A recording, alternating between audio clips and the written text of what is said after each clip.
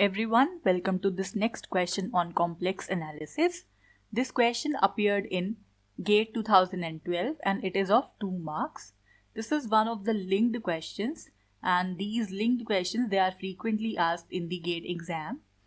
In this kind of questions, you are given some common statement. For example, in the current question, we are given 2 functions. One is f of z and another is g of z. These are defined, and in the first question they are asking what is the value of alpha if the given residue of the function f of z at its pole is equal to 1.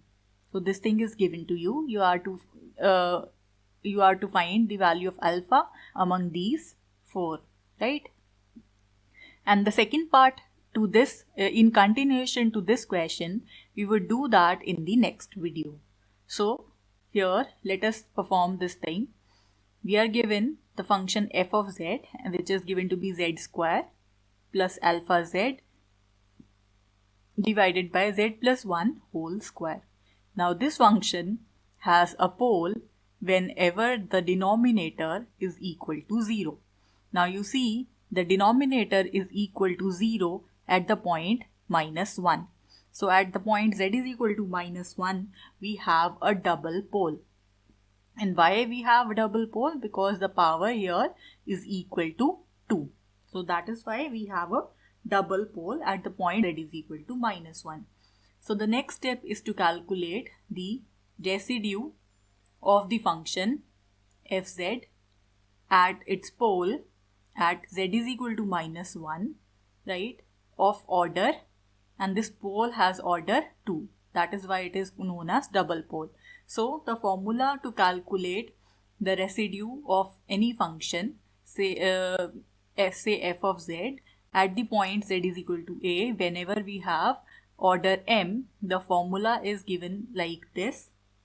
You will take the limit z approaches to a, right, and then take the factorial of this term m minus 1 factorial, and then take the m minus 1th derivative with respect to z of the function z minus a, right, of the function z minus a into f of z. Yeah, that's it. So this is the formula. So we'll apply the same formula in here. We have order 2 and we have the pole at z is equal to 1. So we'll take limit z approaches to minus 1, right? And we have double pole, so we'll have 1 upon 1, 2 minus 1 factorial. So that means we'll be calculating the first derivative with respect to z of the function z plus 1 and the given function, this one, f of z. So the given function f of z is z square plus alpha z divided by z plus 1 whole square. And here I forgot to write, this should be 2 and this should be 2, this should be m as well. That is why you see this factor would cancel with this factor. So that's the formula. So, and this thing is given to be equal to, in our question, this is given to be equal to 1. So this thing is equal to 1. So let us evaluate it. Limit z approaches to minus 1. The factorial of 2 minus 1, that is 1 factorial, is eventually 1. So we have to take the derivative with respect to z of the function z square plus alpha z, and this is eventually equal to 1. So when you take the derivative, it would be 2z plus alpha, and then you have to take the limit z going to minus 1. So when you can directly substitute the limit over here, so it would be minus 2 plus alpha. This is equal to 1. So alpha comes out to be 3 from here.